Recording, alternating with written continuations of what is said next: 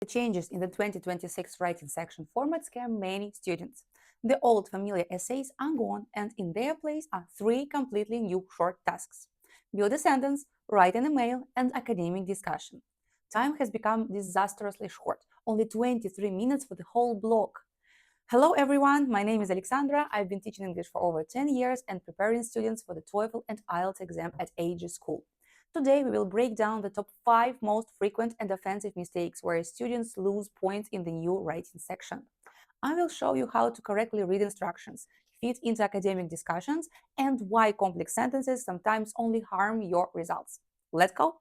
The first mistake seems banal, but it is exactly where half of the students fail. You open the write an email task, see a familiar situation, for example, you need to write to the library about a lost book.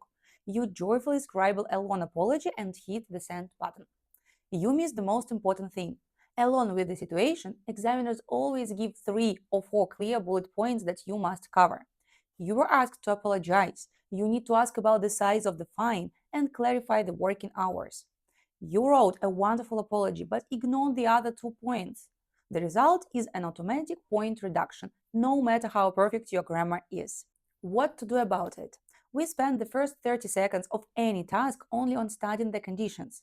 Treat the bullet points in the email task as a ready-made plan for your text. For exactly each point, you should give one short paragraph or at least one expanded sentence. Wrote the text? Be sure to check against the original list. Did you mention everything? The third task of the exam is academic discussion. The professor asks a question and 2 virtual students have already expressed their opinions under his post. Many write their answer as if these 2 students don't even exist. They deliver their monologue opinion and move on.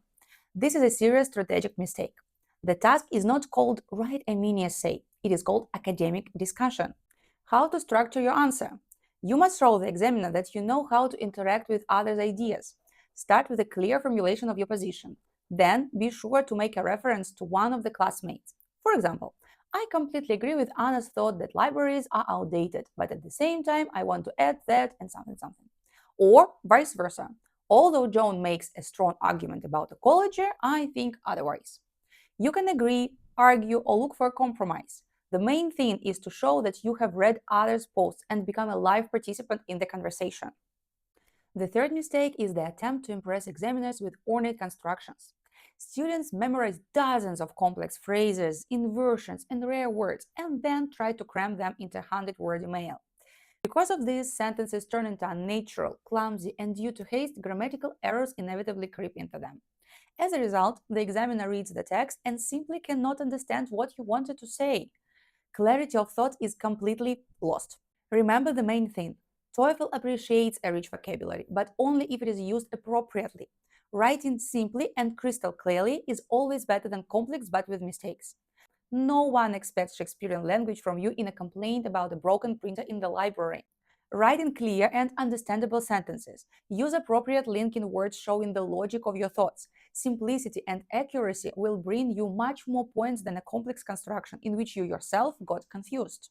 The fourth trap awaits you in the write an email task. Students often cannot find the right communication style. Some write to the university administrator too casually. Hi, thanks for the cool magazine. Others break down into emotions when describing a problem and deliver. Give me my money back immediately. Still others forget about the most basic thing, saying hello and goodbye. How not to lose points here? You must have a strict business format. We start with the subject of the letter, then a polite address to the recipient. We avoid rude demands. Instead of the aggressive, give me my money back quickly, we write, I would appreciate a refund. We end a letter with a standard sincerely or best regards and put a signature.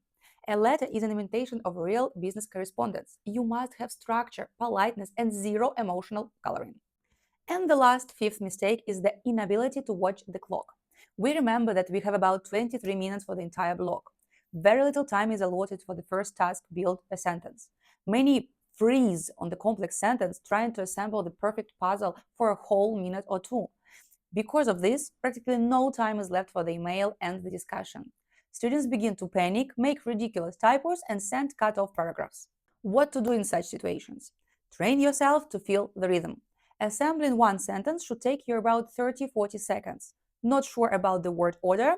assemble the most likely option intuitively and move on to the next. One incorrect sentence is not worth a ruined essay. Allocate about 5 minutes for the draft of the letter, leaving 2 minutes for final proofreading for typos. Time management on the TOEFL is a skill as important as knowing the tenses in English. Let's name the basic rules of excellent writing. We read the tasks completely. We don't miss a single required point. We don't keep silent in the discussion and definitely take another student's opinion. We forget about complex labyrinth of sentences. We write simply and clear. We keep a business tone in correspondence, and most importantly, we constantly practice with a stopwatch so as not to fight the timer on the exam. It is quite realistic to pass the new format writing section with maximum points if you understand the rules exam plays by. If you are planning to take the TOEFL in the near future and want to get an action plan or find out your current level, sign up for a free introductory diagnostics with me or our experts at AG School. The link is waiting for you in the description under the video. Leave your questions about the new writing section in the comments. I will try to answer everyone. And thank you for watching to the end. This was Alexandra. Powerful scores to you and see you in the new videos.